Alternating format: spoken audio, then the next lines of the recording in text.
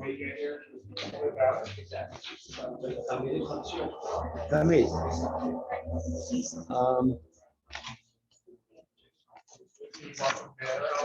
we have here, Ken, we have here,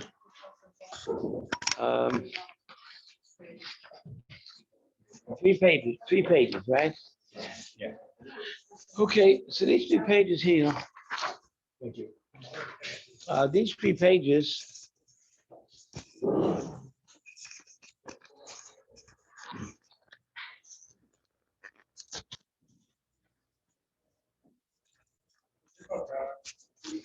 let's finish it. Yeah, okay, these 3 pages that are in front of you are important pages to understand a little bit of the Parsha. So let's begin on the first page with who is Yitzchak Avinu, the second father of our people, son of Abraham. That's a good start. And so you can read with me together. Yitzchak Avinu is the second of our patriarchs and the son of Abraham Avinu. Anybody know what the word Avinu means? Our father. Our father, correct. Okay, very good. Phew, what's this? Oh yeah? Looks like it's from the Orient somewhere. Okay, anyway, he carried on the torch of Jewish leadership to the next generation. However, there is less talked about him in the Torah than the other avos, and his stories are fewer. His qualities of avoda and gvura, that's devotion and courage, are personal developments that do not impact history as much as his father or his son Yaakov. Somewhere in the middle between Avraham and Yaakov is Yitzchak, who we're learning about. If I were to ask you off the top, what comes to mind when I talk about, let's say, Yitzchak and courage? What would you say? Anybody? Right, but what event would you say? Give me an event. Staying in the land of famine. Starting in. When you continue up the mountain. That's right. So the soft-spoken lady says the truth, which is that when he was ready to go and let himself be sacrificed, I think that was quite courageous. Correct? Everyone's agreeing with that? Okay, so, right. And that's what we call gevura. That's real strength, real inner strength, a great discipline. So it makes you wonder, let's say you're going to a store to buy a product, maybe, and the product is, it has a sort of a sign on it that maybe it's kosher, maybe it's not. I'm not exactly sure of the insignia. Maybe I'm not exactly sure of the reliability of that particular insignia, right? And you're called upon to have a little courage and say, well, you know what? When in doubt, do without. What does that mean? That means to say that, I really want these pretzels. They're really important to me, but you think I can have enough courage to not eat it if I'm not sure of the supervision, right? Now that's if Yitzchak could go to the Akedah up the mountain and be willing to sacrifice himself, I think we can sacrifice an ice cream or something, or pretzels, right. He's the father of this message of courage. Avoda, of course, is devotion as well, and that's the two put together, really. Still, his contribution is significant. I continue reading, because the complete Jew must have all the midos and qualities of all 3 fathers. That means that while America may have one father called George Washington, we have 3. The reason we have 3 is because each one represented a different quality. And that's how people are really. People fall into any one of three categories of good qualities. I'm saying there are other bad qualities of other bad people. Let's talk about the good qualities of good people. So one good quality is a quality of Abraham, the outgoing chesed and kindness. The other one is the inward courage and devotion of Yitzchak. And the third is the balance of learning Torah, which in fact is the we're going to learn about in just a moment, which is Yaakov Avinu, and we all have to try and learn to adapt and adopt to all of these qualities. One must have, I continue reading, the chesed and kindness of Abraham, the Torah scholarship of Yaakov. We can't be uneducated, even if you have other good qualities, and the devotion of prayer and sacrifice of Yitzchak. Prayer is a key to Yitzchak as well. Prayer is devotion. So Yitzchak is the man who really took prayer to a higher level, to an art form, so to speak. Anybody want to tell me an event? Don't you say? Anybody want to tell me an event that displayed Yitzchak's devotion and prayer to the extent that it really impressed somebody? Not the, what do you, okay, go for it. Rivka, what's she impressed with? What's she impressed with? She could, I think you described this, his intensity in his prayer. That's right. What happened to her? She felt She fell off the camel, right? Right.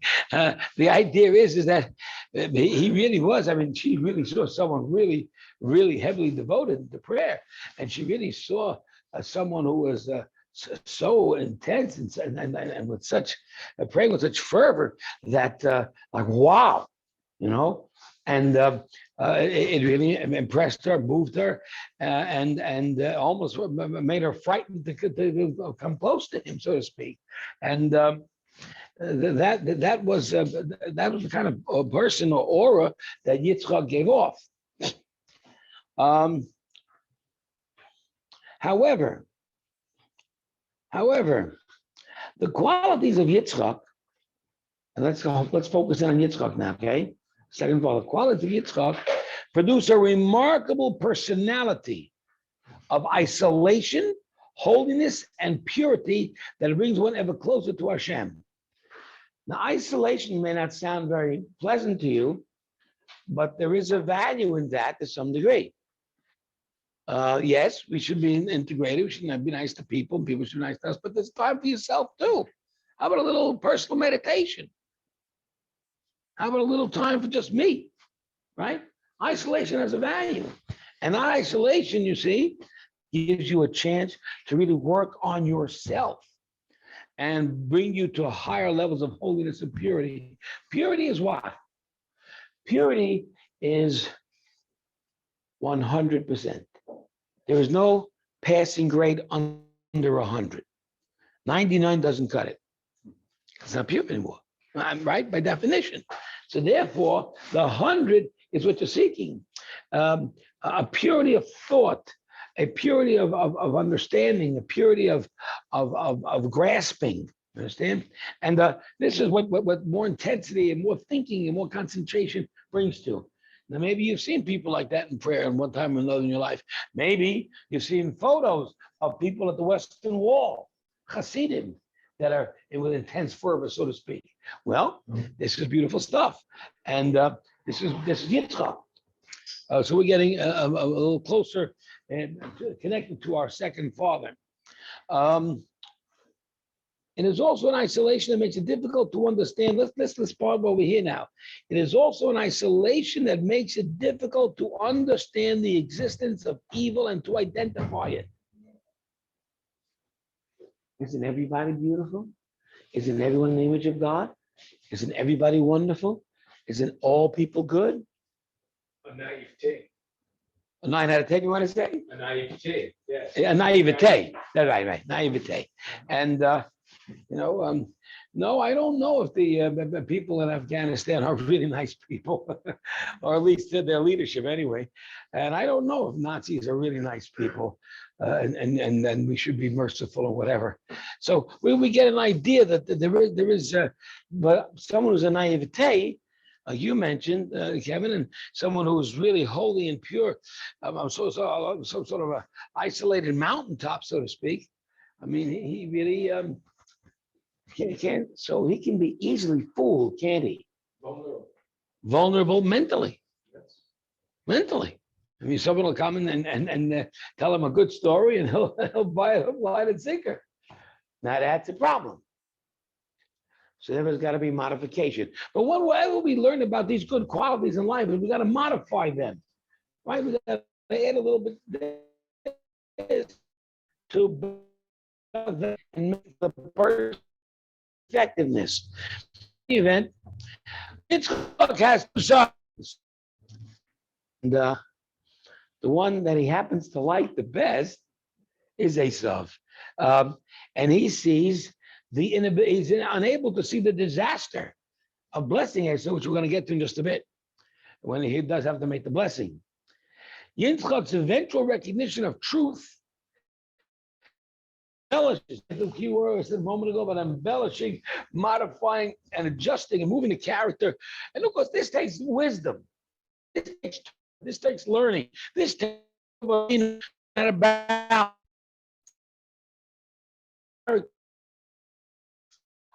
are powerful, but without a synthesis, it becomes problematic. I mean, if you're in isolation your whole life, so what impact do you make on history? Thank you very much for nothing.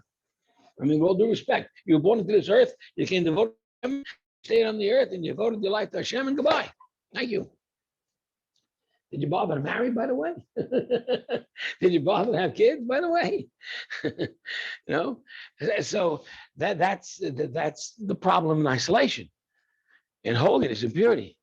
On the other hand, here comes Avraham Avinu, Yitzchak's father, kindness, outgoing, giving, and again, seeing, trying to be good to everyone, so to speak, without a certain sense of, hey, wait a second, pull back.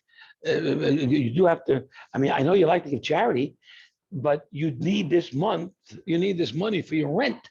So why don't you give a little less charity and make sure you pay your bills? Again, using your steichel. And that requires Torah learning. Torah teaches you how to balance. How much percentage yes, how much percentage no. Torah teaches you all of that. And so this is the story of Yitzchak's eventual recognition of truth. That will be the event, and that's going to be an exciting moment. We're going to talk about that tonight. That's going to be very exciting. How does he come to the awareness that there is an evil in the world, and that he's got to fight against it?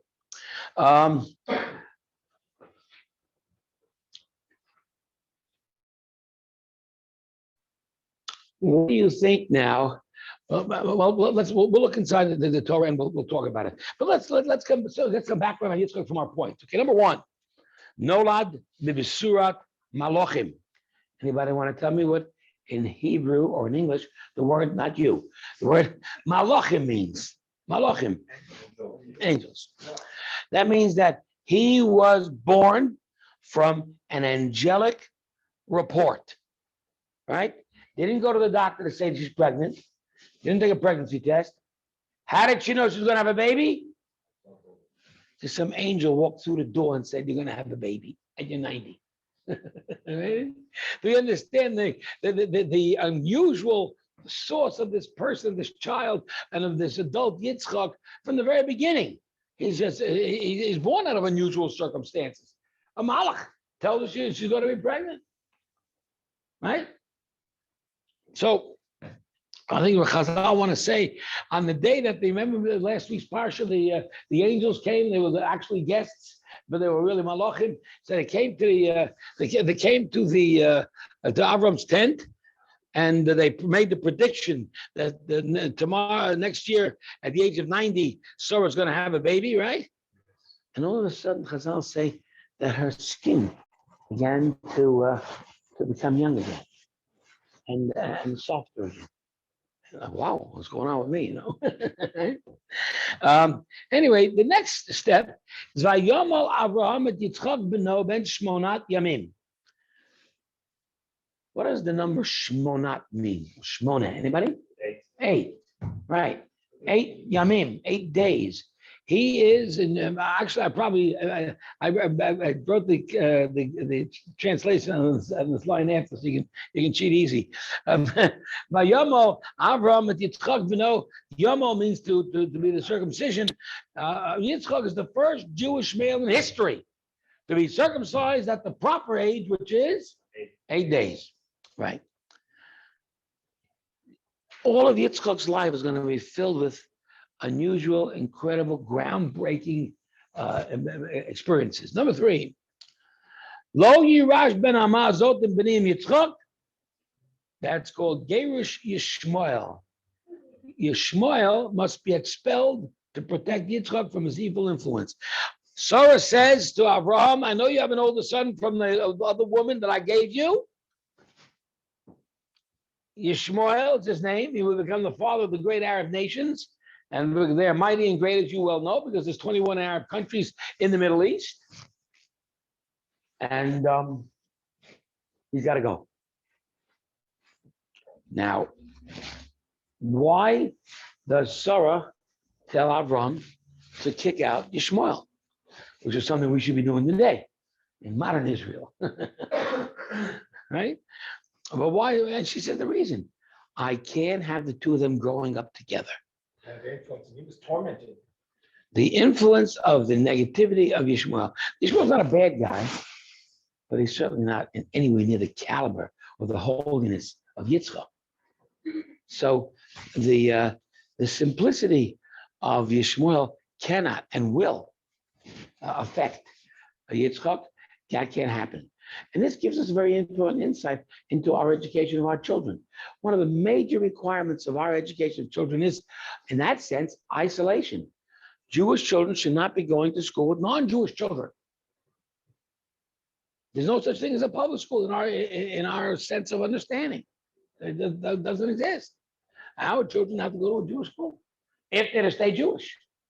Otherwise, they get non-Jewish girlfriends or non-Jewish boyfriends, which we want to prevent. And so Yishmael's got to go. And this is the kind of education we want to give our kids, a full sense of training of where they're coming from. Because you might ask, where's the free choice? I mean, you grew up this way, so big deal, right? And we're going to talk about that tonight as well. If you grow up in a religious home, so big deal, right? You grow up in Yerushalayim, right? So what's the point? Where is the sense of challenge and struggle for understanding Hashem? Come to me. Most of us, growing up as adults without a Jewish background, or find out about it, like it, want to embrace it. That's a free choice. But that free choice is very, very powerful and valuable because why? It shows your humanity. It shows your power. It shows what you're made of in terms of searching for truth and getting rid of junk. That's what about Tshuva is all about.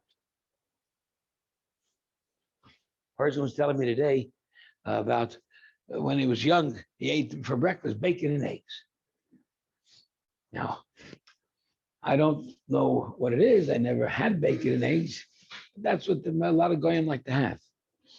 And I asked him, now he's about tshuva for many, many years, and he's religious, and he doesn't eat any of that stuff. I asked him, do you remember the flavor of it? And he told me, no.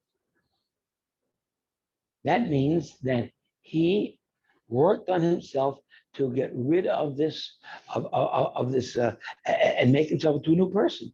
And that's a beautiful thing, because that shows courage, power, energy. That shows real humanity, real human power to decide for yourself. But if you're born religious, what's the big deal?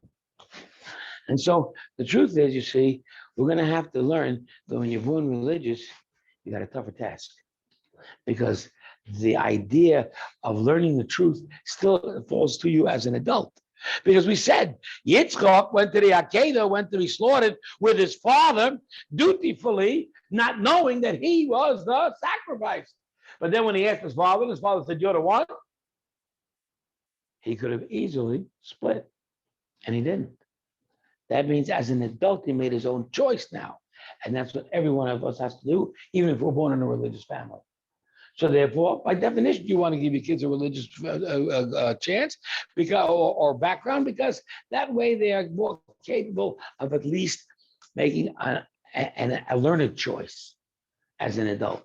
But of course, you understand that when you're making these choices, you have to sense that there's a starting point somewhere. So where's the starting point? What do I start with? Well, if you're born Jewish, then you should start with Jewish. If you're born Christian, then start with Christian. And so the Torah teaches that Abraham was frightened that he would not be rewarded for all of his efforts, because when he started to think about God at the age of 3 and he came to a final conclusion at the age of 40, at that point, it took him 37 years. What do you think he did for 37 years? Explore other guys. Every one of them, from A to Z, from Aleph to Tav. This God, that God, this religion, that religion, this idolatry, that idolatry, this ism, that ism. Pretty exploratory. I mean, lots of experiences. But the truth is, you see, he had to do that because that was his heritage, and that's where he had to start. Because if you don't start with your heritage, there's an assumed irrationality. What's the matter with your heritage? Start with your heritage. Start with your father. His father was a cycle manufacturer, so he started. For Jews, start with Judaism. Well, I'd like to explore transcendental meditation first. I'd like to explore Reverend Moon second, and then Catholicism third. Well, why don't you start with Judaism first and see if that doesn't work? So you got to be normal. You got to stay normal. You understand? And that's why the sense of Yitzchak's beginnings have to be developed so that he becomes a special person that he becomes. Number 3, he can't stay with Yishmael. Number 4, Yitzchak, he's ready to give his life and be sacrificed by his father for Hashem and becomes himself a korban. What's a korban? Sacrifice. What's a sacrifice? An animal. What's the difference between this animal and that animal? This is designated for sacrifice. That is. What's the difference? Say it. No, they're both kosher animals. This one I'm going to eat at home with my family, and this one I'm going to say this is earmarked for sacrifice to the temple in Yerushalayim. Let's put it this way: talking modern terms. Okay. Here's Matome.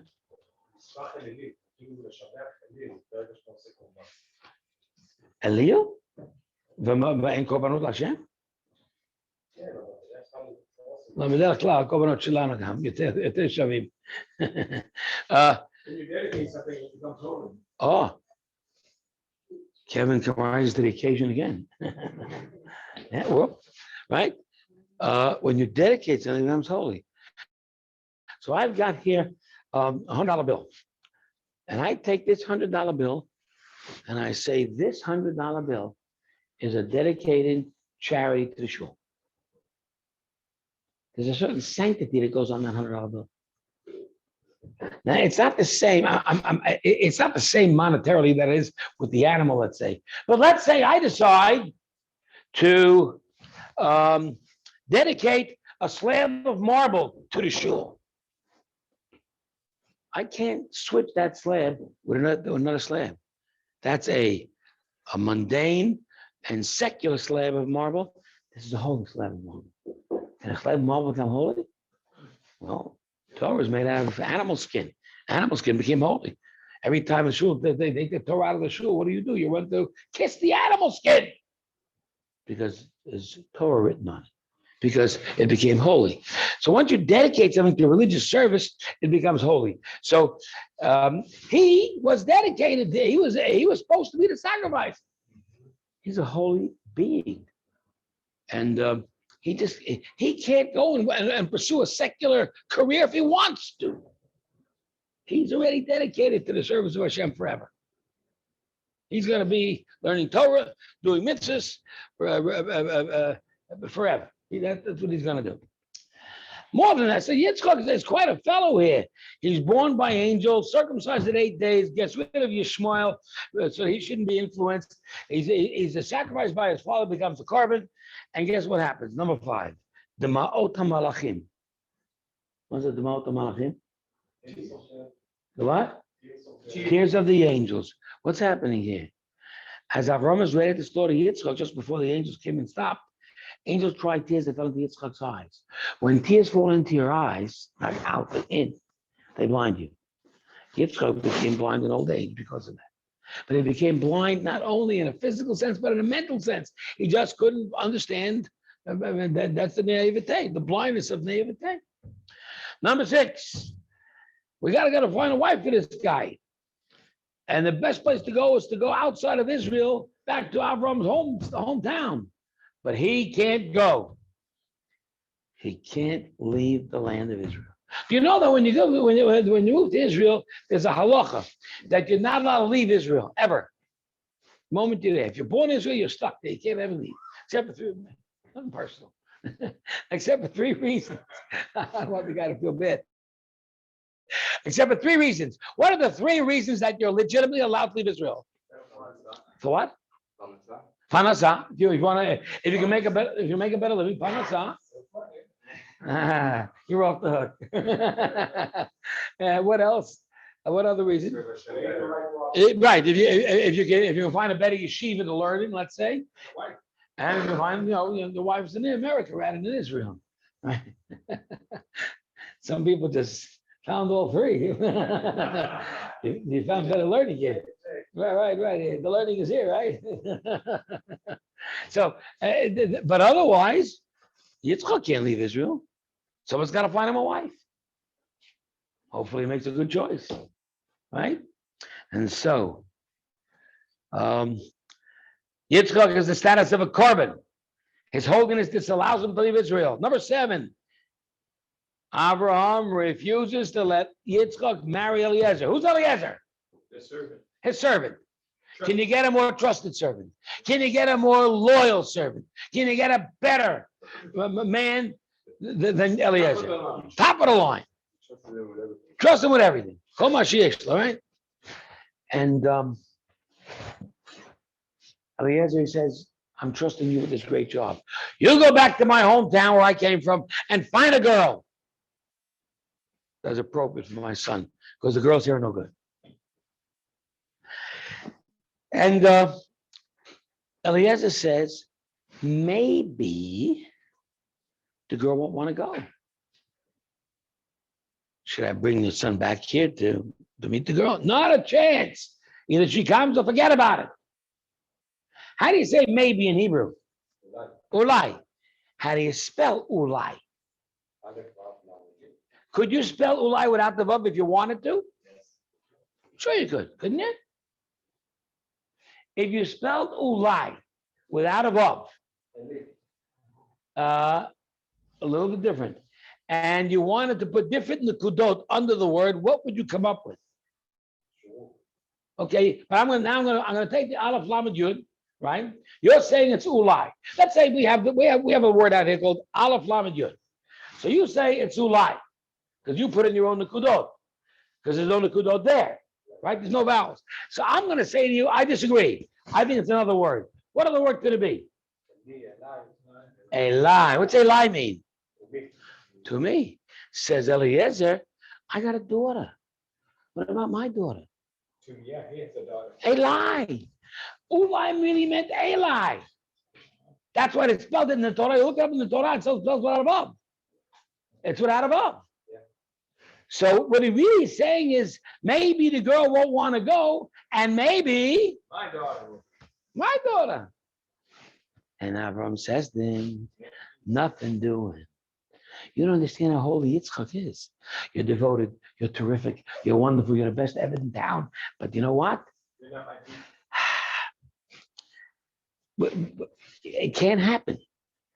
You're just not part of the deal.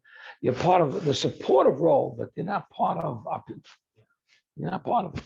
And so, but this underscores Yitzchak's holiness.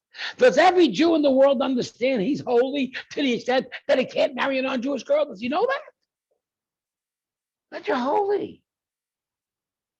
Does a Jewish daughter know that she's holy? She should not look at a non-Jewish boy. Does she know that? That's what we have to get across here. And this is Yitzchak, a holy man. And so finally, right, we say number 7, that Yitzchak, Avram cannot let Eliezer's daughter marry Yitzchak. Number 8, he is davening. Here, this is your point, number 8. The intensive meditation of Yitzchak's prayer of Mincha. When do we pray Mincha, folks? Morning, afternoon, night. Afternoon. Says the rabbis, guess what? You should know of all the 3 prayers that we daven during the day, Shachris, Mincha, and Arvit. You know what the most important prayer is? The most significant prayer? The prayer that's the most powerful? The Mincha. Mincha does it. Mincha will grant you answers that Shachrit and Arvit cannot. Why? Why is Mincha so special? You know why Mincha is so special? Because Shachrit, you get up in the morning and daven, like every other Jew, right? I come home at night and you daven Ma'ariv, right? You daven Arvit. But in the middle of the day, you're working. Who's got time to pray Mincha when you're in the middle of your office and you're in the middle of your this and you're in the middle of your that and you're in the middle of your, it's the middle of my working day. That's when you stop and you daven. You hear that? That's when you stop to daven. Oh, sorry, 1 o'clock. I have to daven Mincha. Do you know that there are at least 20, maybe 30 minyanim, shuls, and not shuls, but the gatherings of 10 guys for Mincha, about 1:30, 2:30 in the afternoon in Manhattan. How many Jewish men are working in Manhattan from New York City, from Brooklyn, and from all the religious communities have to go into work because they all go have jobs? And they stop what they're doing at 1 o'clock, or if it's 1:30, whatever it's called for, and they just 10 guys gather in some guy's office, closed into a room. Everyone's got their little siddur, and in 15 minutes they're done with Mincha. All over Manhattan. My dad's law firm still has been before COVID. There you go. There you go. See that? Probably one of the last firms. Okay, beautiful, beautiful, beautiful. Mincha is a big service, folks. You don't want to miss Mincha. Now, for women, they're not obligated in Mincha. They're not obligated in Shachrit either. What are women obligated in? Once a day, at any time of convenience, because women have far superior tasks and far greater responsibilities than men do in terms of raising a Jewish family, which is the goal of end all. Well, that being said, most women do opt to daven Shachris if they can. It's sort of a thing to feel good about to start your day. But there are a number of women that will add Mincha to it. Yes, ma'am. Every davening includes Shmona Esrei. Everything else is additives. The most important and significant prayer of any one of the 3 is the Shmona Esrei, the Amidah. That's the bottom line. The most important thing, even more than the Shema. So that answers your question. Okay, now we come to this week's Parsha.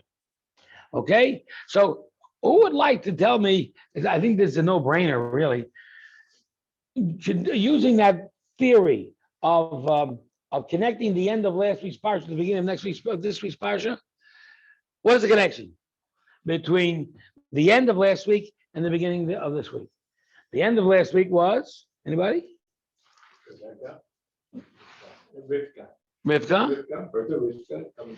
Rivka what? Isaac, Isaac. Rivka coming. Rivka coming to Yitzchak. Isaac, yeah. Right. And what's the beginning of this week's Parsha? Let's take a look. And there, and for page 125, that's the connection. And these are the offspring of Yitzchak, son of Abraham. Abraham had the son Yitzchak. Yitzchak was 40 years old when he took Rivka, daughter of Betuel, as his wife. So now that they're already married, right, they're going to have children. Except the problem is they can't have right away, because we taught that last week, and we taught it very simple by the math, that how old was Rivka when she got married? 3. You weren't here last week. Figure it out. But but a 3-year-old married a 40-year-old, right? And now in marrying, they have children, as you can see. They're going to have children, but you see that they're not having children just so fast, because Yitzchak number 2, verse 21, Yitzchak entreaties Hashem. That means he davens opposite his wife, because she was barren. Well, of course she was barren. She was only 3. I don't get it. How does he know she's not going to have children? She's only 3 years old. Well, let's go further. Hashem allowed himself to be entreated. That means he answered him. Not her, but him. And his wife, Rivka, conceived. Way! That means David did the trick. That means no matter what your physical situation is, it can change and it snap simply by prayer. That's an amazing piece of information. It's a phenomenon. Yes, ma'am. Well, we're going to see, not that way. Let's go take a look. I mean, that'd be pretty miraculous, wouldn't it? Yeah, right. I mean, whoa, right? But then again, I mean, these stories are wild in the first place, right? But they're not that wild. Not that wild. In other words, it's wild within the context of what we understand to be real in life. Let's take a look. And so children agitated within her, and she said, why am I doing this? And she went to inquire of Hashem, and Hashem said, there are 2 nations in your womb, 2 regimes from your inside shall be separated, and the might shall pass from one regime to the other, and the other will serve the younger. All gang of information we got to talk about, but we're going to skip it right now and go further. Okay. Her term to bear grew full, and behold, she had the twins in fact. Please skip down on page 147 to the 4th line. Isaac is how old when he has them, when she has them? And how old is she therefore? 23. Good enough, Joni? Math simple enough? Okay. But my question is, between 3 and 23, when did he become convinced that she was barren to the extent where he started to get desperate and really get into prayer again? Once again, Yitzchak's doing this davening business, and we've already said about how he davened, right, Tia? So therefore, we know this man can work wonders and make miracles in his prayers, correct? So, and he did. He got her to conceive, correct? Yeah. So the question is, when and how? When did he do this? And when did he realize that he's got to get desperate? Right. In other words, for the first 10 years of their marriage, right, there was not a possibility to have children. There's no way to know. So she's now 13. 10 years have elapsed. He's now 50. Is that right? Now he gives birth at 16. It took him 10 years to have kids. Well, if you haven't taken 10 years to have kids, if you're trying for 10 years, you got a problem. Correct? Okay. So we have a similar story happening to Yitzchak's father, Avraham. Avraham and Sarah had no children either. Let's turn back. Turn back in the Chumash to page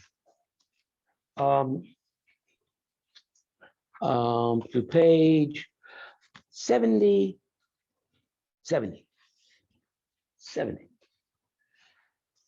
Chapter 16.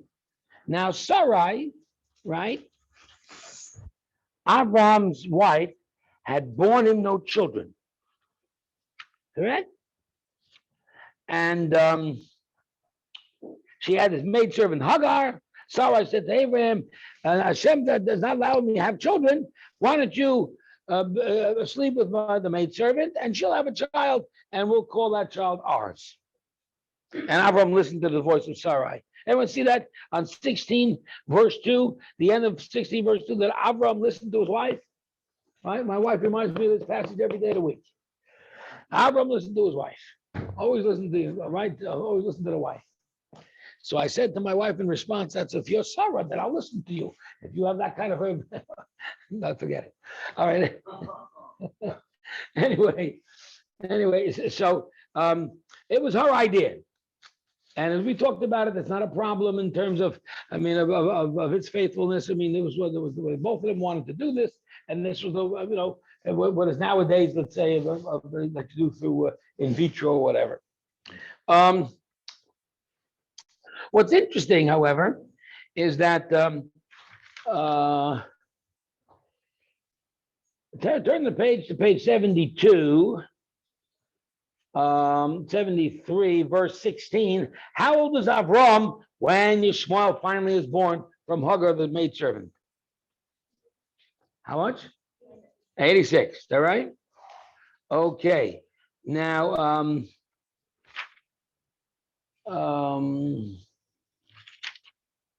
let's turn back now for just a moment to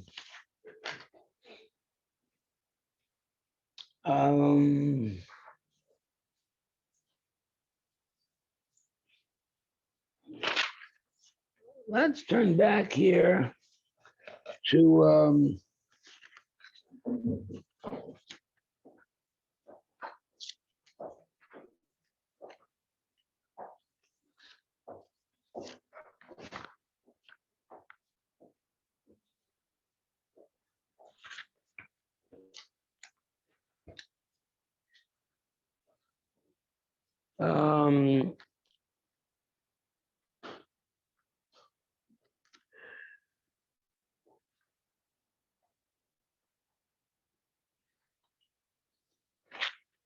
there is a verse here which talks about Avraham.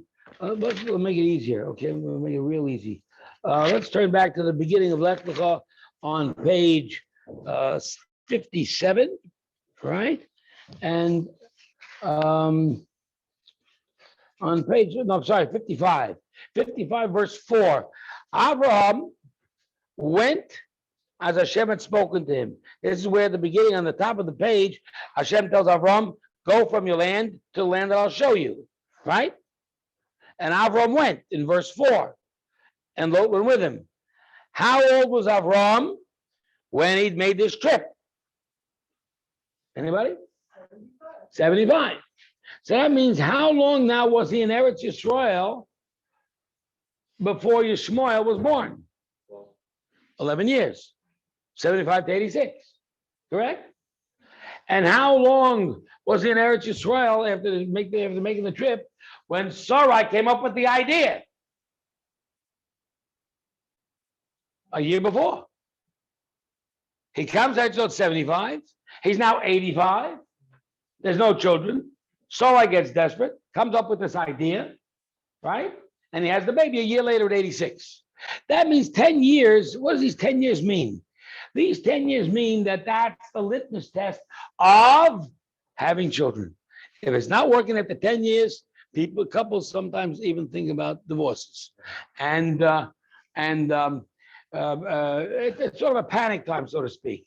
So if it's a panic time for Avram, to the extent where Sarai comes up with this idea, have the child through the maidservant. Now, why doesn't Yitzchak come up with the same idea back here on page 127? Why doesn't he simply say that on page 127, he says, we've got a problem here, honey. First 10 years, I understand you couldn't have kids. Next 10 years, we're trying, not working. Let's go and get a maidservant like my father did. Siman Labanim, excellent, right? So what we find out here in number 10, after 10 years of no children, Avram took Hagar, number 10. Yitzchak could not do that. Everyone see that? Yeah. Yitzchak's too holy. Holy. He can't, he just can't do it. Now, let's talk about number 9. With the humbleness of Yitzchak spares the power to receive a positive response. Let's go back to the beginning of Parashas, page 127, 125. Okay, here the children of Isaac. Isaac is the son of Abraham. He takes Rivka at the age of 40 as a wife, and Isaac starts to daven in verse 21. Opposite Rivka. What does mean opposite Rivka, opposite his wife? Right in the face. He's davening there in one corner, she davens in the other corner. Okay, very good. And Hashem answers whose prayer? His, not hers. And then Rivka conceives. Why does Hashem answer his prayer and not hers? So let's explain.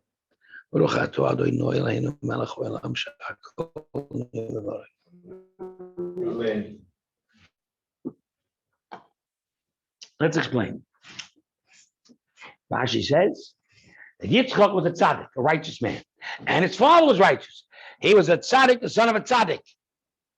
Rivka was a tzaddikus, a very righteous girl, woman, but her home life, her background was not Avram's. She left a lot to be desired. Her father was a bum. If you have a father that's a bum, bad guy, or whatever, and let's say you then emerge out of that a better person, you convert, or you become a Baal Tshuva, right? You are a wonderful person, but your prayer is not as good as the other guy. If a person is praying as a righteous person from a righteous background, his prayer is better than yours if you don't come from such a background. Why is that so? Why should I be penalized? Maybe I pray better than him even, maybe. Okay, a lot of people want to say zechut avot. That's true. That in alignment with that. right. The sense of zechut avot, of course, is the idea that you can invoke the merit of your ancestry. I come from great folks, Hashem. You got to help me. Who do you come from? Avram, Yitzchak, and Yaakov. We say that every single day, 3 times a day. Where? In the Shemona Esrei. And okay, why do I say the God of Avram, the God of Yaakov? Because I want to tell God that you saw those great people that you loved. I'm in their line. I'm right there with them. Yeah. Now, of course, that means that you're walking in their ways and you're following their paths and you're trying to live the kind of life that they live. If you're a bum yourself, but wait a second, don't hurt me because I'm a child of Abraham, and they ain't going to help you. Fact of the matter is, we're going to learn next week that Esau tried it. Because, these 2 sons that Yitzchak and Rivka are going to have, Yaakov and Esau, Jacob and Esau, right? We're going to learn that these 2 guys are going to get into conflict. And in that conflict, Esau is going to beg for hope because he comes from, I'm a bum, but my father was Yitzchak. That's not going to help you very much, right? My father's a great rabbi. So what? You're a bum. You're a bad guy. You go around doing bad things. You're not honest. You visit nightclubs instead of visiting yeshivas. Wherever you go, right? And so the idea of Abraham, of Yitzchak, his prayer is superior. Because you want to say that he can invoke the merit of his father, Abraham, and she can't. That doesn't seem fair. But it's one answer. My Rebbe, Rav Noach Weinberg of blessed memory, gave a different answer. Listen to this insight. When people accomplish something in life, people like to feel good about their accomplishments. I mean, if you're a school teacher or you're a parent, what do? You encourage your kid. It's good. It's a wonderful thing you did. It's a great job. You put on your shoes and socks all by yourself. Wow, you're a good eater. You're doing well in school, whatever. People have this sort of thing of wanting to give encouragement and make you feel good about your accomplishments. My Rebbe said, you can't take pride in any of your accomplishments.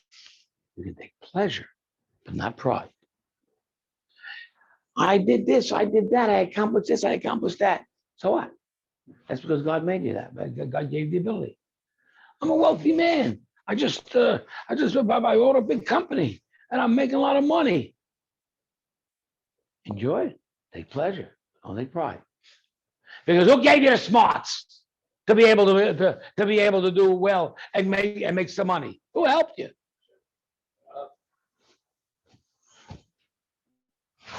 young lady looked in front of the mirror. Look how pretty I am.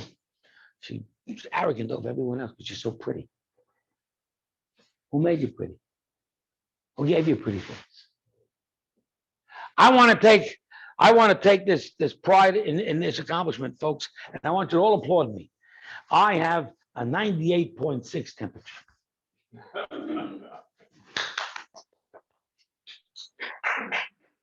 I don't deserve any pride. Who gave me tonight? Who thank God keeps me healthy and takes care of me? You can't take pride in that stuff. Take pleasure. Thank God I'm happy. I'm healthy. I'm well. I can do here. I can do there. I can go there. Go there.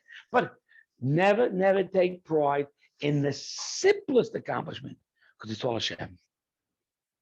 All Hashem. If the person knows that, then you realize something. That Rivka made a little mistake here. What was Rivka's little mistake? Yitzchak came in and said to God, I'm a nobody. I mean, I'm righteous, I'm holy, I'm this and that, big deal. My father was, he taught me the right way. I don't know, I can't take any pride in that. But Rivka came in and said, but so slightly. I did really accomplish by leaving my that home and becoming different and changing. That little tiny pride invalidated her prayer. Made her prayer no good. Because whenever you come to pray to Hashem, that's besides the point that pride is an ugly characteristic. But besides that, when it comes to tefillah, to davening, it'll kill you. It's destructive. Imagine a man walks into Rosh Hashanah davening, God's judging him, and he says, God, I really deserve a good new year. I wasn't bad. I was pretty good this past year. Write me in a book of life. Come on. That's you're going to daven Rosh Hashanah. You come into God with your head buried in your hand. My God, I'm so, Hashem, it's all up to you. I don't deserve to live without you. Person has to be totally humble, particularly in prayer. That little drop of pride that Rivka had invalidated her prayer. Yitzchak on the hand, the other came in. I'm a 0. Rivka said, I'm a number 1, or 2, or 3, whatever. But I'm just giving you the idea. And it's an idea to recognize and to learn for us, to remember of the stories of ancestors to help us to learn these great lessons. Prayer must be totally humble.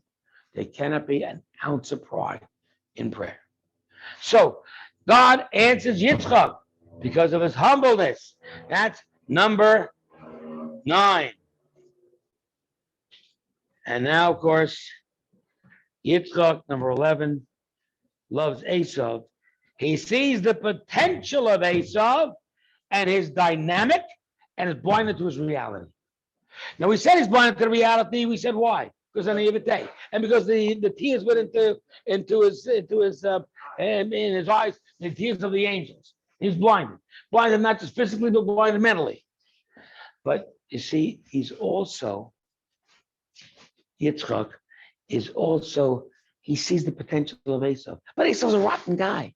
Esav's the most lowest, dirtiest, rottenest guy you can think of. We're going to talk about him in just a minute.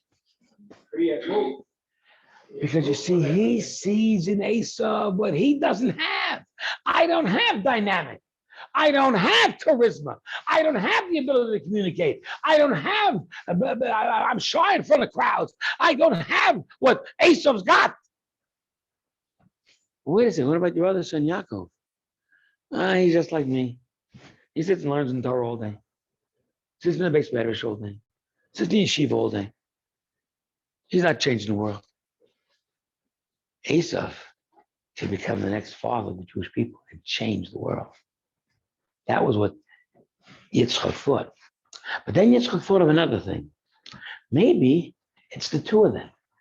Maybe we'll have not 3 fathers of the Jewish people, but 4 fathers. And Esav will become one of them. He's got qualities. And he has. He's dynamic. He's charismatic. He's this, he's that. And he's very, very active. And he's out there hunting and aggressive. And he's hunting and he's very and accomplishing and achieving and so forth.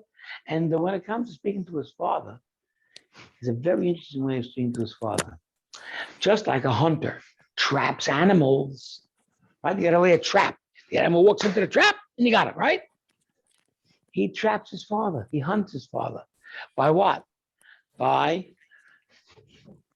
his mouth. He says things that are, it makes Yitzchak impressed. He's asking these very interesting questions about learning, questions about Torah, questions about mitzvahs.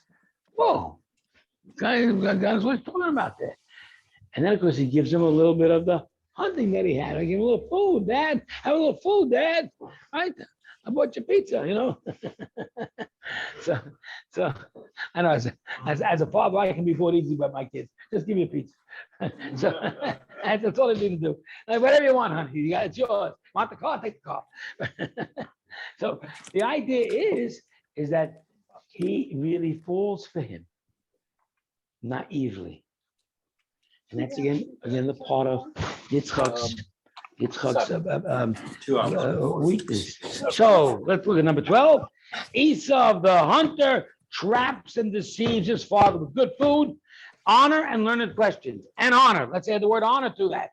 That means that Esau's level of kibbud av, of fulfilling the mitzvah of honoring parents, was at an all-time high. He was good at that. So Esau is not a total bum. He's got some good qualities, but he's also deceptive. He's not honest. So, in any event, so we have over here the story now that that Rivka is conceived. Okay, page 125, verse 22.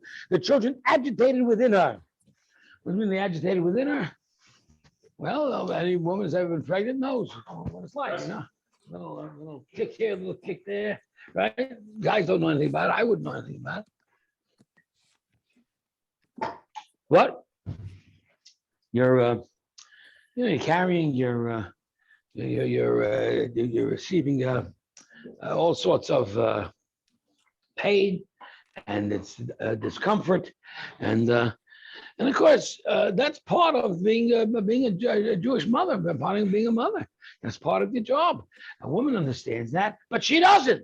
Rivka's not so happy. The children agitated, verse 22, and she says, if so, why am I thus? Which means what? What's she saying? Why am I in such torment? No, what's she saying? What's she saying? Come on, tell me. What's she saying? If this is so, that these kids are agitating inside me, kicking and beating and bumping me all over the place, right? What do I need this for? That's what she's saying. Why be pregnant? What is this pregnancy stuff? That's what she's saying. But that's so un-Jewish, so almost lacking in the beauty of womanhood. Lacking in, I mean, you should be joyous, right?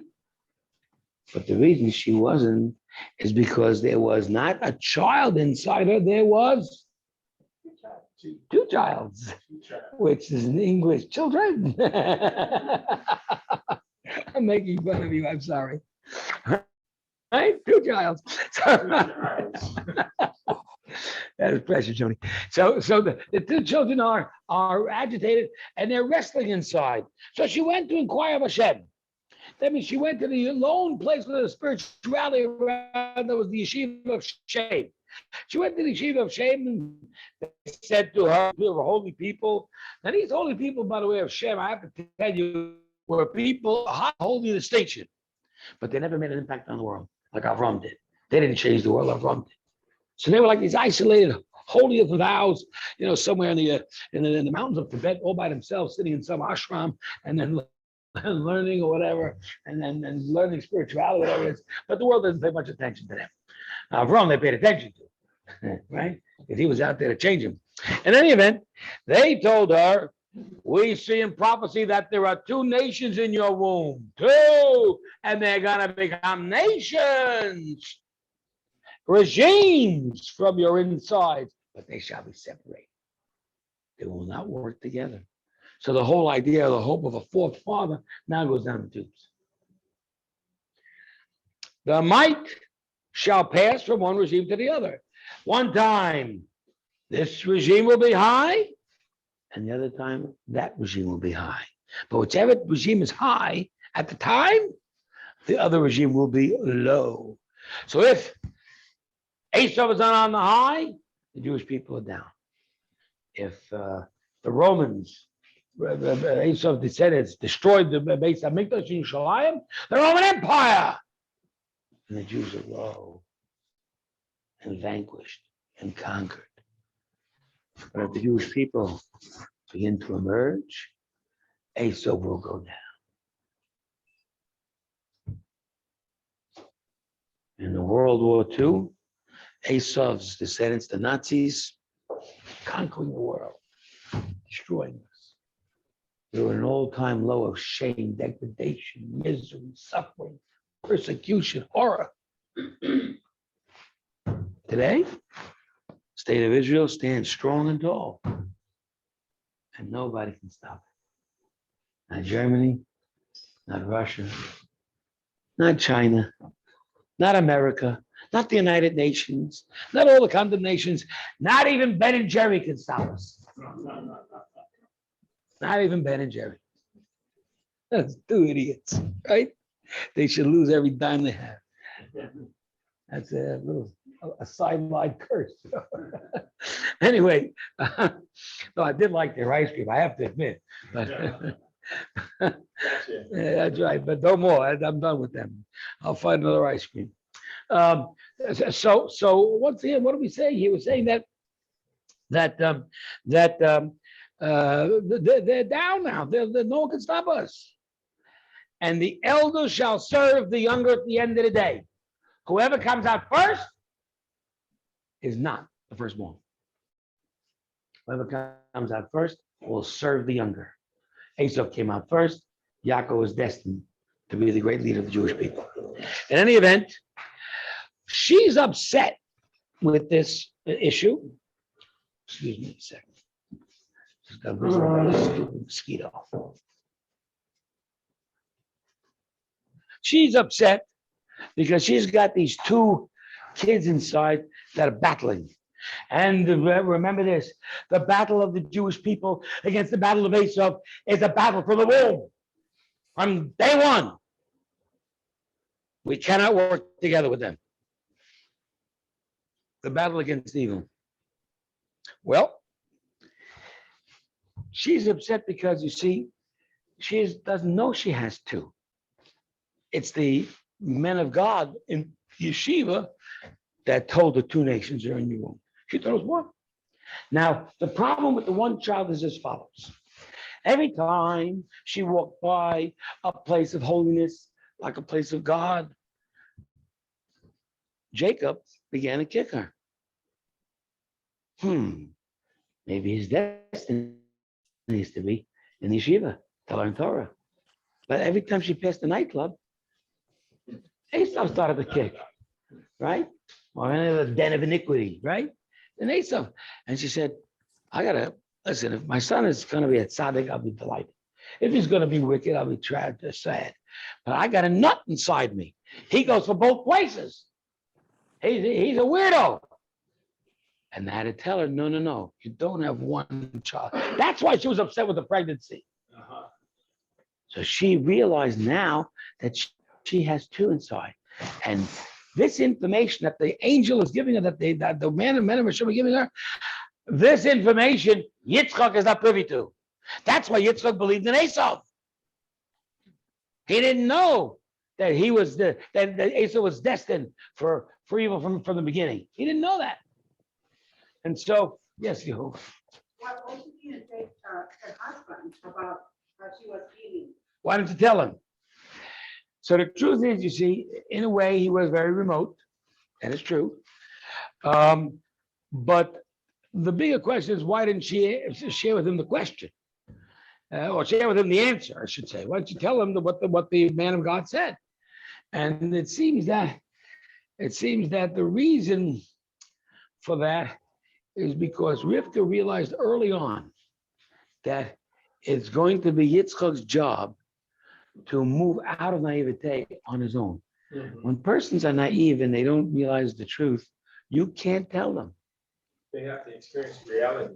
On their own. They can't, you can't tell a person a truth that is unwilling to listen to.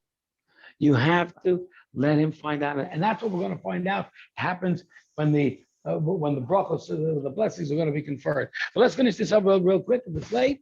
And he finally says, okay, she gives birth, 127. She gives birth. Here comes the first one in verse 25 is red, hairy, and in the Esau. After that, his brother emerged, hand grasping on the heel of Esau. He called his name Yaakov. Isaac was 60 years old. The lads grew up.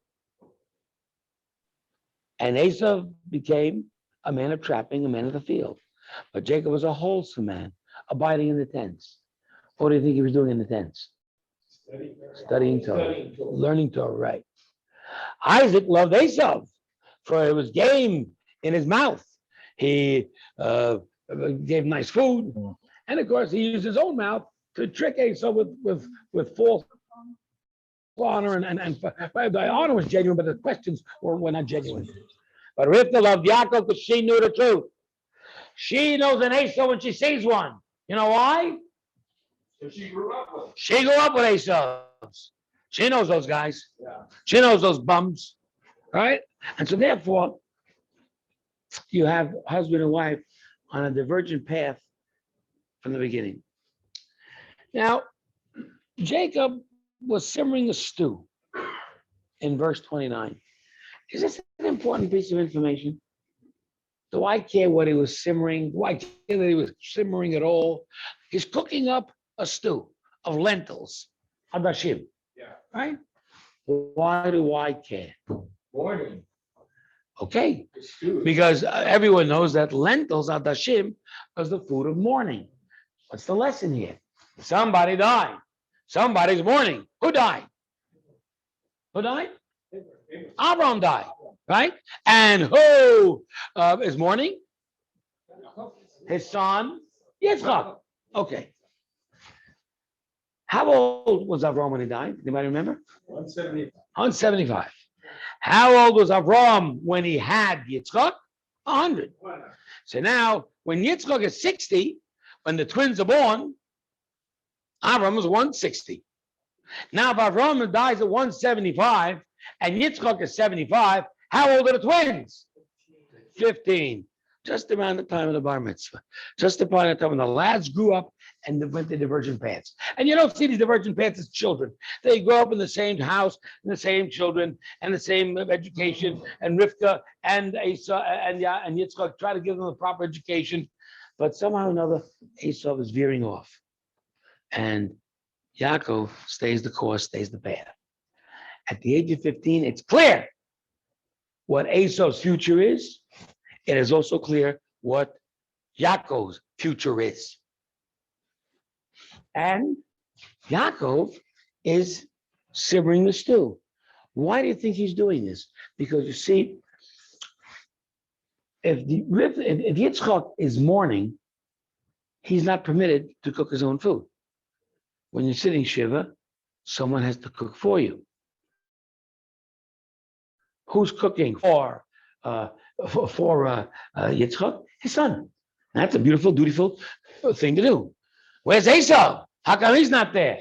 Esau was too busy to go to the funeral. Esau was out in the field having a wonderful time. And that's what it says. Esau came in from the field. He should have been at the funeral. Instead, he was out there having a wonderful time.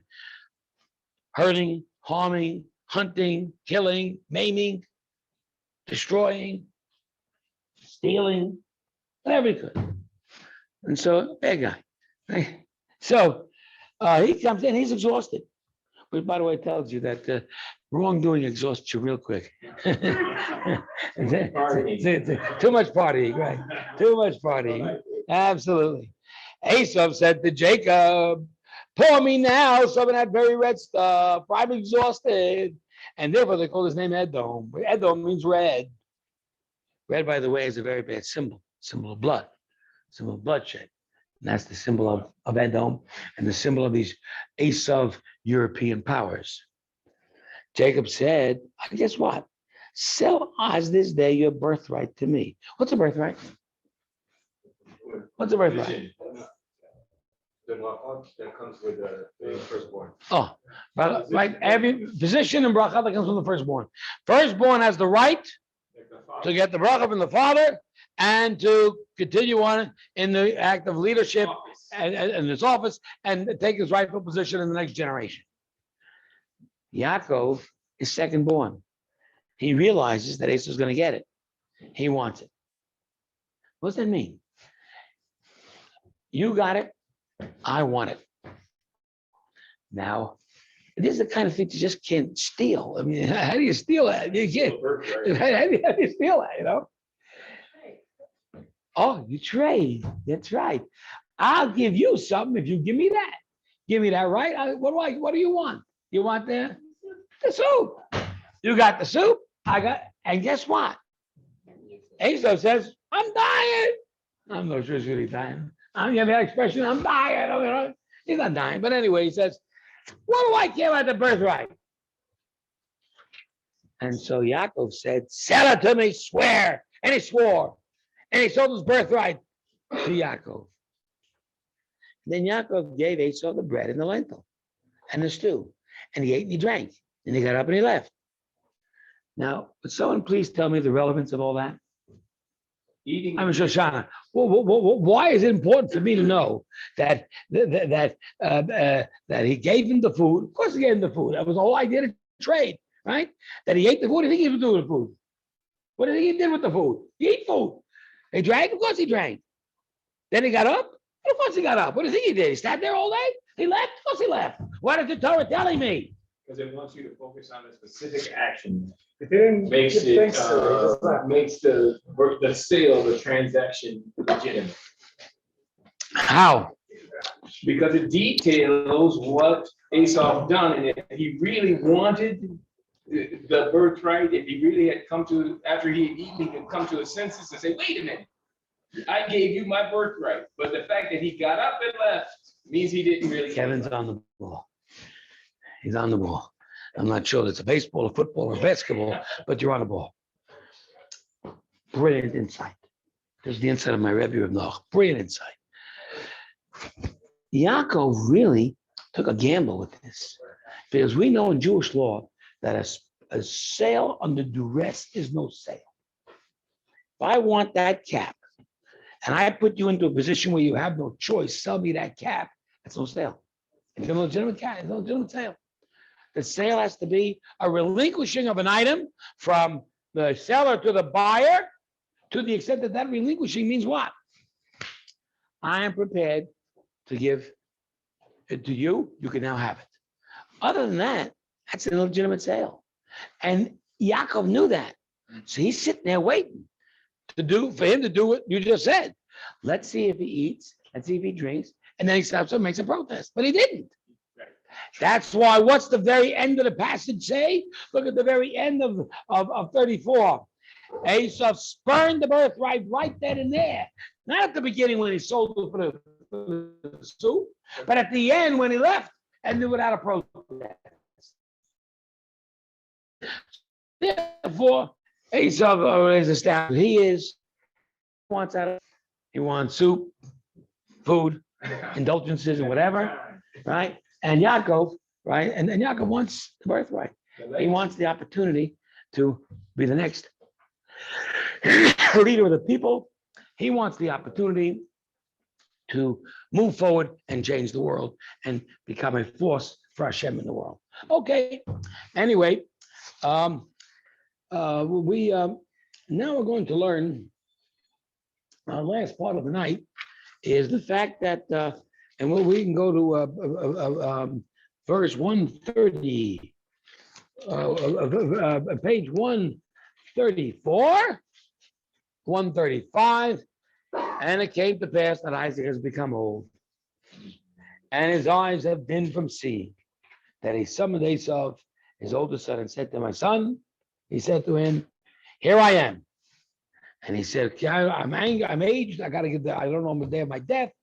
Sharpen your gear, your sword and your bow, go out to the field, hunt me game, and make me delicacies that I love, and bring it to me, and I will eat, and then my soul will bless you before I die.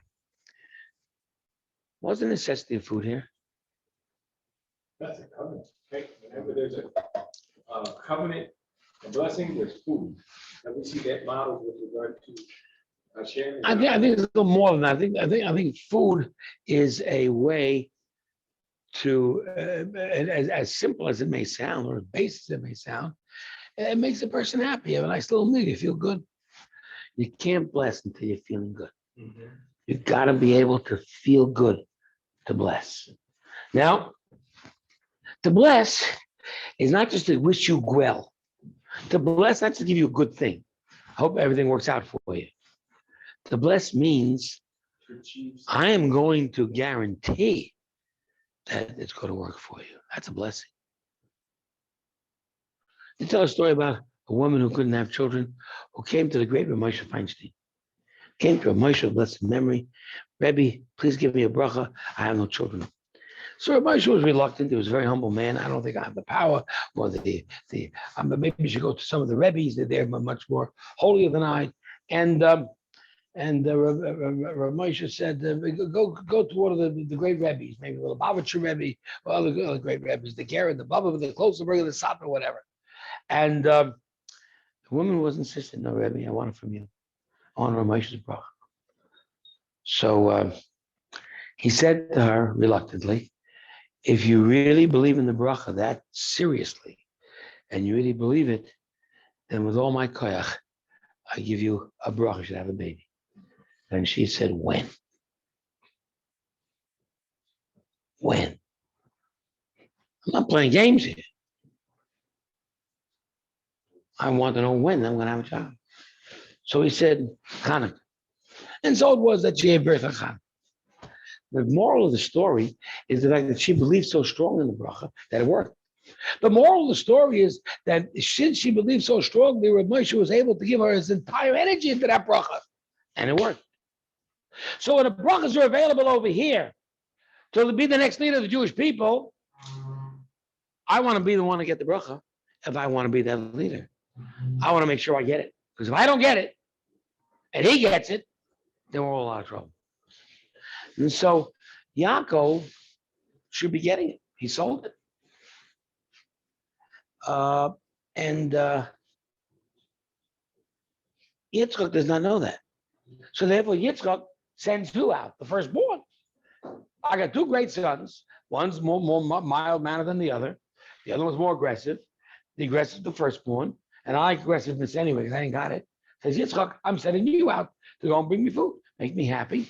This way I can give you a real bracha, and it's gonna really fall on your head. You're gonna be the one. It's gonna make it. And so he sends out Esav. And verse 5, Rebecca makes a scheme. And Rebecca, listening as Yitzchak speaks to Esav, Esav goes to the field. Rivka says to Yaakov, I heard your father. He's telling Esav to bring some food and make the delicacies, and he's going to bless him. Now, my son, listen to me, verse 8. Stay with me. Heed my voice, I command you. Go to the flock and go a lot quicker than Esav and get me there 2 choice young kids of the goats. I'll make them delicacies that your father loves. You bring it to your father, let him eat, and let him bless you instead. That's the scheme. Why doesn't Yaakov just come right out and tell him, look here, Dad, I bought it. It's mine. You're setting out the wrong guy. And of course, the answer simply is, anybody? What do you say? Say it. What do you think?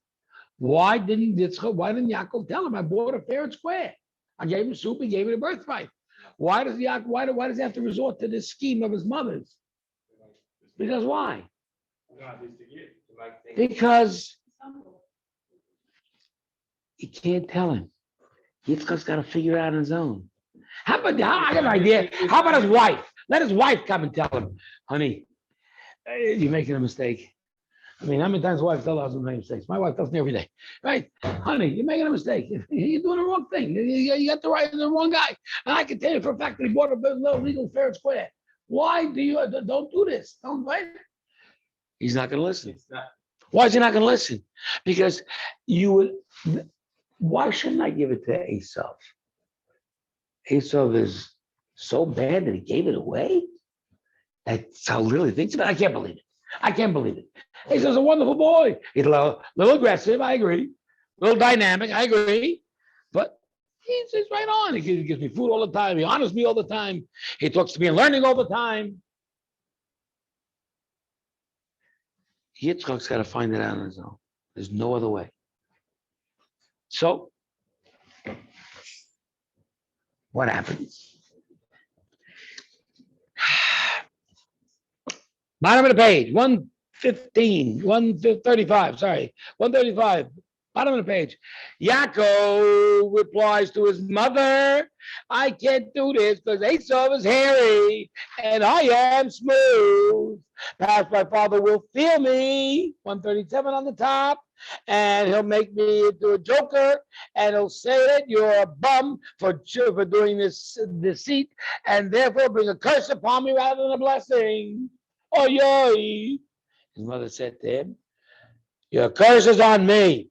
You do what I tell you. So he went and fetched and brought his mother, and his mother made the delicacies. Rivka told her other son, Esau, put on Esau's garments.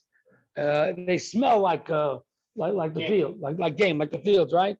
And they were little hairy anyway. Put them on your hands, he'll feel the hairy skin, whatever. She placed the delicacies in the bread and gave it to Yaakov.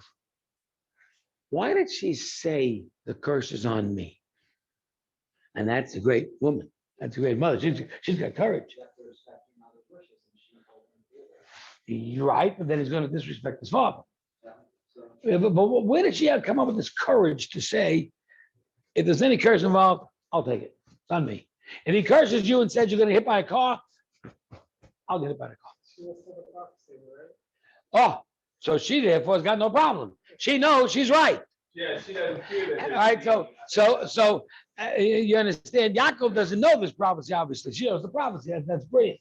So the point is, again, when you are right, you are right. Now, I always tell my friends, if we argue over an issue, let's say, and I say to you, I'll bet you $100. Don't ever bet, because I'm right.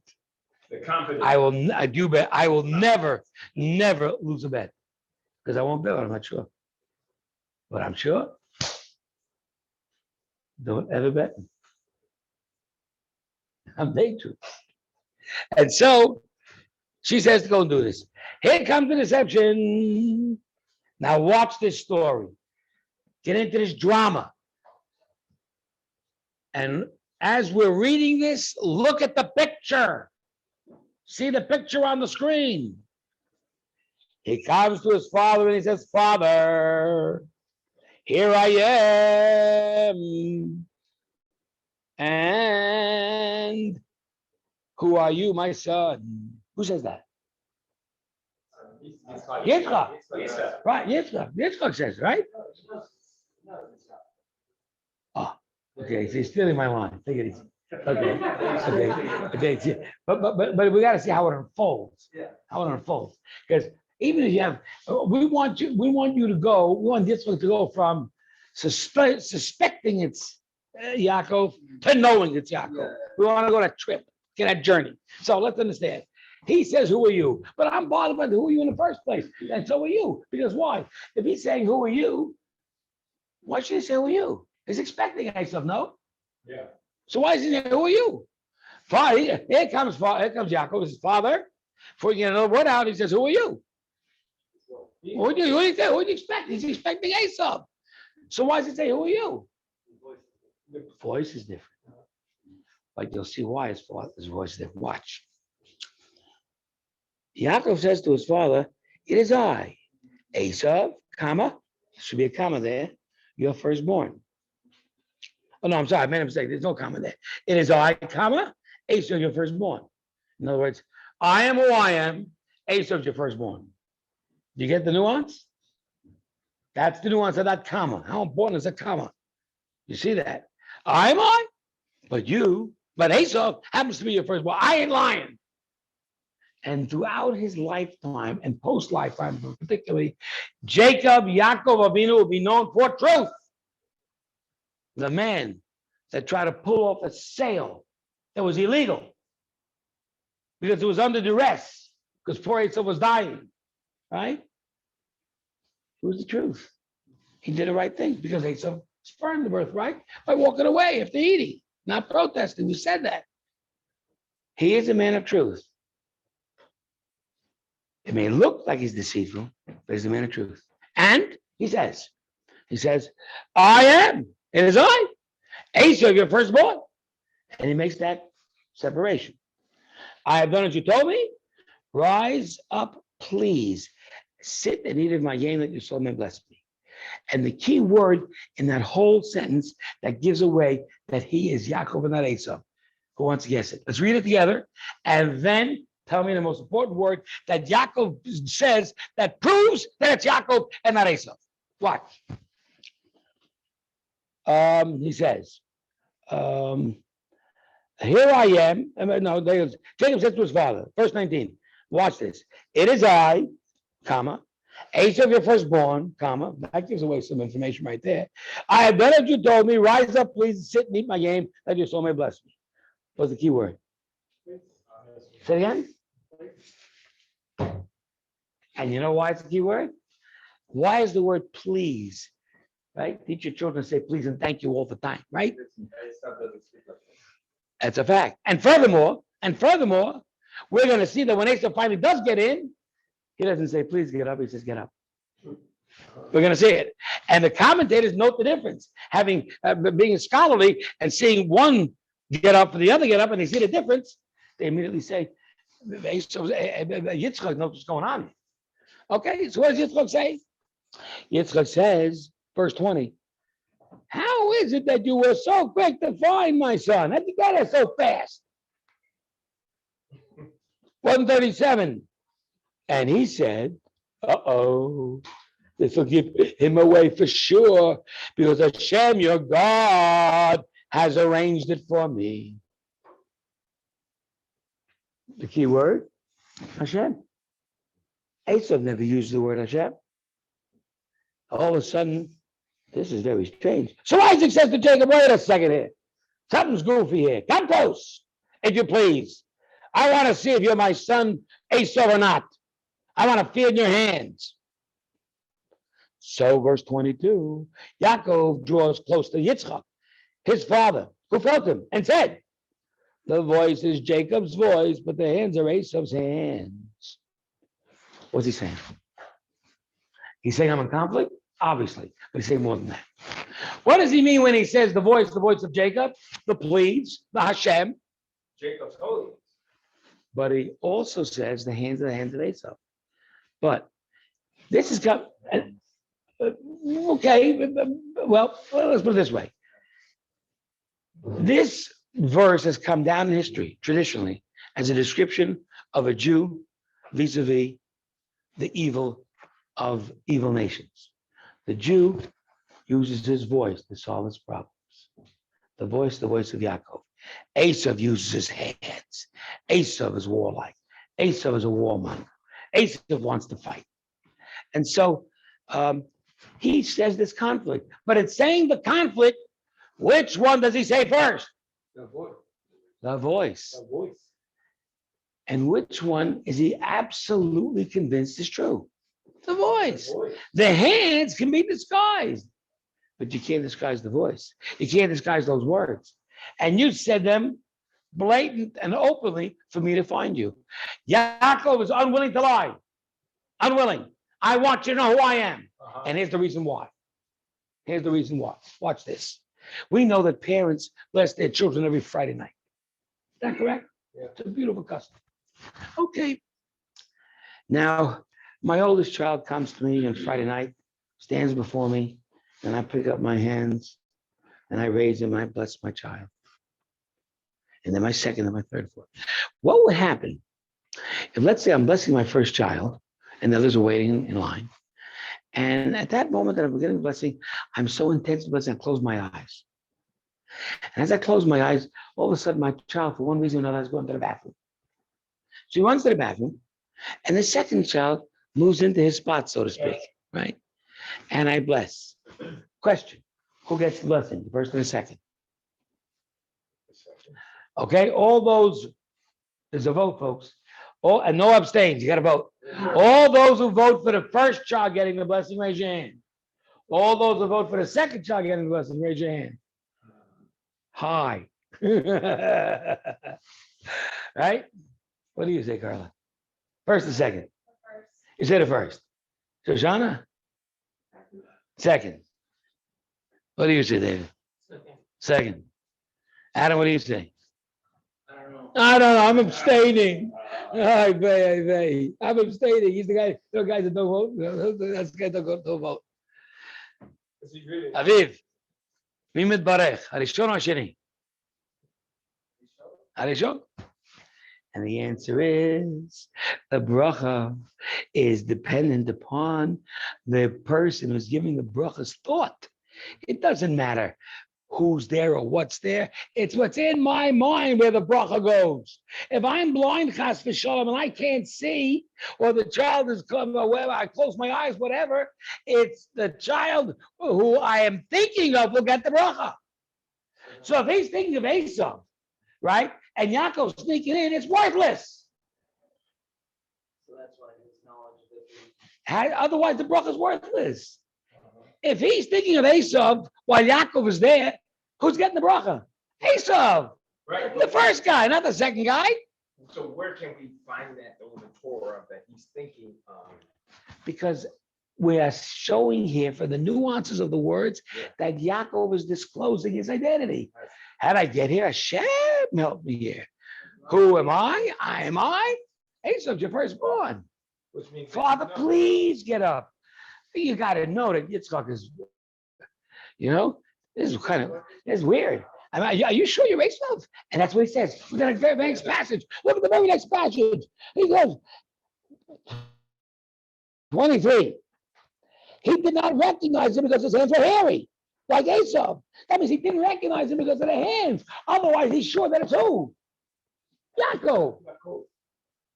But he blessed him anyway, because he's blessing Yaakov. And he said, "You're indeed my son Esau.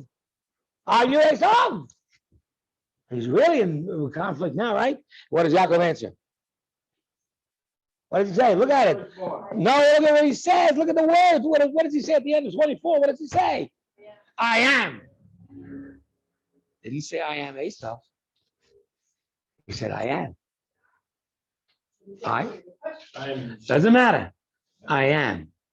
That means Yitzchak knows it's Yaakov. Clear as day. And he blesses him anyway. But that's the funny part of the whole deal. If he intends Esau, and now he discovers there's deceit, why would he continue to bless him? The answer is that at that moment, look what's going on inside his whole being, from head to toe. It's a moment of discovery that is absolutely a lightning bolt. Oy, oy, oy, oy, oy, oy, oy, oy, oy. This has got to be Yaakov. My eyes are closed. This has got to be Yaakov. You know why? Because he said, please. He didn't identify himself as Esau. He said, he's your firstborn. He said, Hashem help me. But wait a second. If in fact that's true, and that's a sign of Yaakov, how did I ever think of Esau in the first place? How did I ever think of Esau in the first place? Do you understand? How did I come up with this? This is ridiculous. How did I ever come up to this craziness? why ask him at all if he knew? Huh? Why ask him at all if he knew? Because you see, that's part of the discovery. Each and every step that you clarify the point, you get it. כמה שזה יותר ברור אצלך, זה עושה רושם עליך. He needs to convince himself that it's the right thing to do to bless Yaakov, because he's convinced. At least he was convinced that Esau's the one.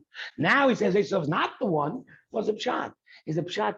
He's saying, this is a telltale sign it's Yaakov, and Yaakov got here a lot quicker than Esau. Maybe I was wrong with Esau in the first place. This is the moment of truth, the moment of discovery, the moment of overwhelming horror that is going on inside him. He's horrified with the recognition that what? That he is in fact that I've been blinded. He'd been blinded. And this is the revelation Yes. that I've been blinded. And that's why he blesses him. Fully aware that it's Yaakov. Guess what happens after that? Want some more drama? Yes. Let's go.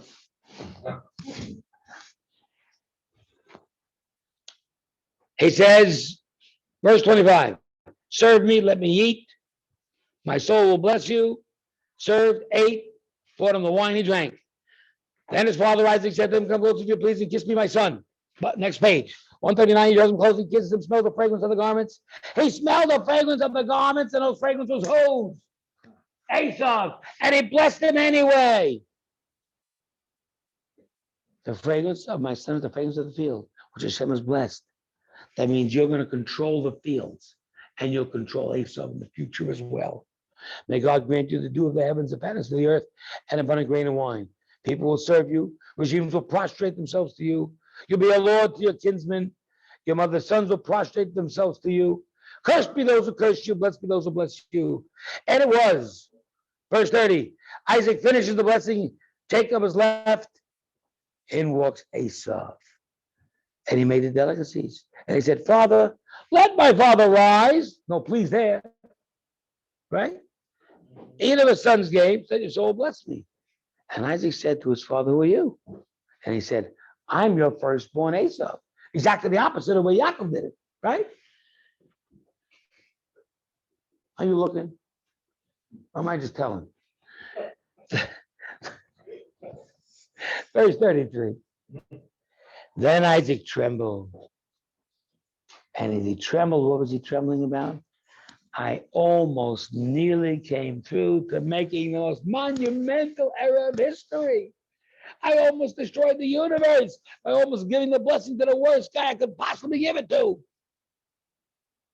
Who? Where is the one who hunted game, brought it to me, and gave me the food before you had not yet come, and I blessed him anyway. Look at the end of 33. Indeed, he shall remain blessed. He's the right one. You're $1 short and a day late. You're a day late and $1 short. Sorry. He beat you to the punch. Now, of course, you understand Esau was real upset about that. He's upset about himself. He's upset about Yaakov and so forth and so on. Anyway, he cries out, and father says to father, bless me too. Look at verse 35. He said, your brother came with cleverness and took your blessing. Sorry. It doesn't say he came with evil, with anger, with stealing, thievery, deceit. What does it say? He came with cleverness. Your brother outsmarted you. And you know why your brother outsmarted you? Because he uses his voice. Because he's Yaakov. Because he is the Torah man. Because he's the learned fellow. You're a bolvan. You know what bolvan is? You're a schlub. You're a schlub. That's what you are. You're a big, fat, indulgent dummy. You don't deserve to take over the leadership.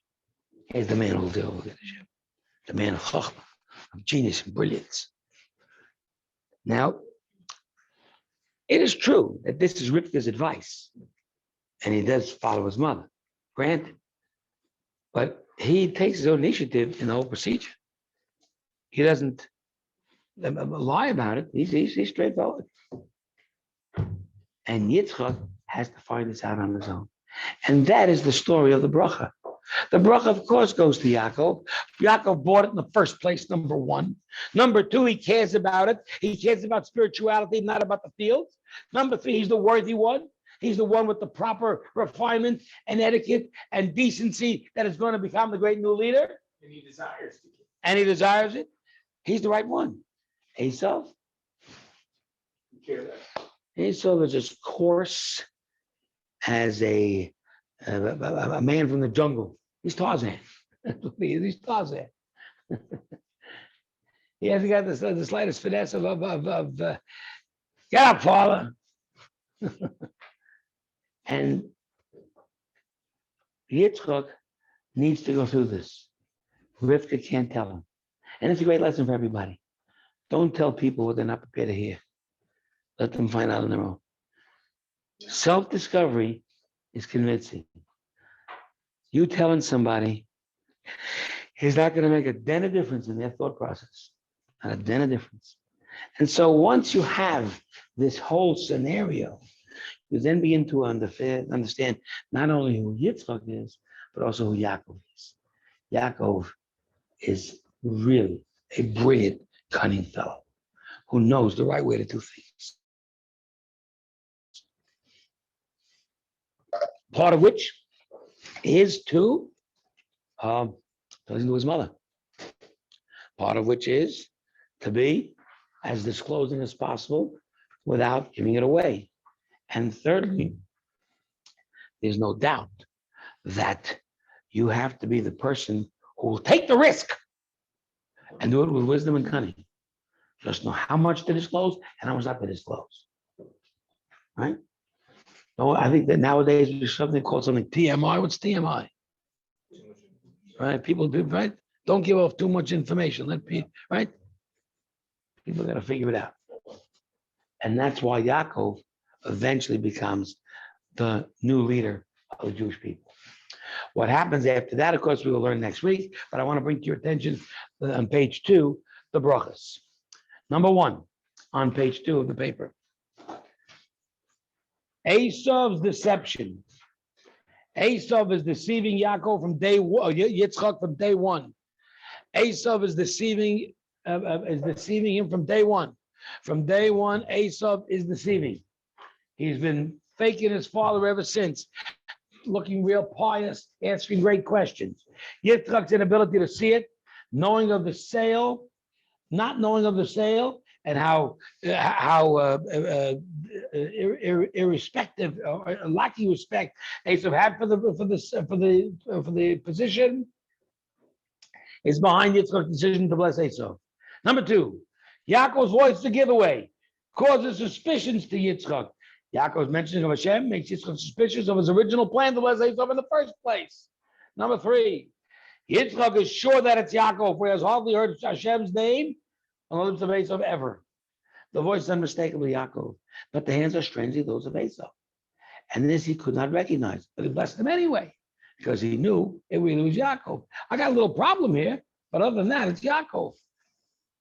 Not only does he realize now that Yaakov is truly the right one, but he's further impressed by Yaakov's ability and courage to deceive his brother. Isn't that last sentence? What this means basically is, not only does Yitzchak know that Esau is wrong, but he also now is convinced that Yaakov is right. Why? Because he always had this perception of Yaakov as a replica of himself, a quiet, meek fellow, always learning, always holy, staying in the house of study, always dealing with praying all day and learning all day. He never thought of Yaakov as a fighter. Whoa, says Yitzchak to himself. You can do this. That's not bad.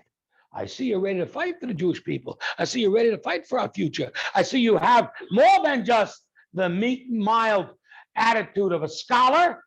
You also are capable of warring as a warrior if you need to. You really are deserving of it. That's why he blesses Yaakov, because he's impressed with the new Yaakov, which means, again, as I said earlier, there should have been 4 fathers. But when Esau disqualified himself, Yaakov then had the responsibility to become Esau and Yaakov put together. He had the responsibility to become not only the meek and revered scholar, but also the aggressive personality and the warrior of Esau. Number 4, Yitzchak trembles with fear as he sees Esau coming after Yaakov, not because he thinks he's made a mistake, but because of the realization of how close he came to making a monumental mistake. His admission and awareness of his error before in favoring Esau is a further expression of Yitzchak's devotion, strength, and courage. To admit he was wrong. That's devotion. That's strength. That's courage. That's his inner piety. That's the great man who Yitzchak is. This should no ways compromises his original purity and holiness. The original purity and holiness of Yitzchak is not compromised, nor is the original purity and holiness of Yaakov not compromised. And when you're out there fighting for the right cause, you're fighting with purity, you're fighting with holiness, who shall win, as Yaakov did. I will just also tell you that this third sheet, I can't go over now, it's too late. You'll find it interesting insofar as how nowadays we give brachas to our children, and our Rebbe give brachas and Kohanim give brachas. There's a very beautiful lesson in how life is conducted in this manner, and I think you'll find it very interesting, and that's a bonus gift for tonight. In any event, and that's the parsha. I know that there's been a discussion about whether or not to start later or not, and so. What? No. The crowd is too small.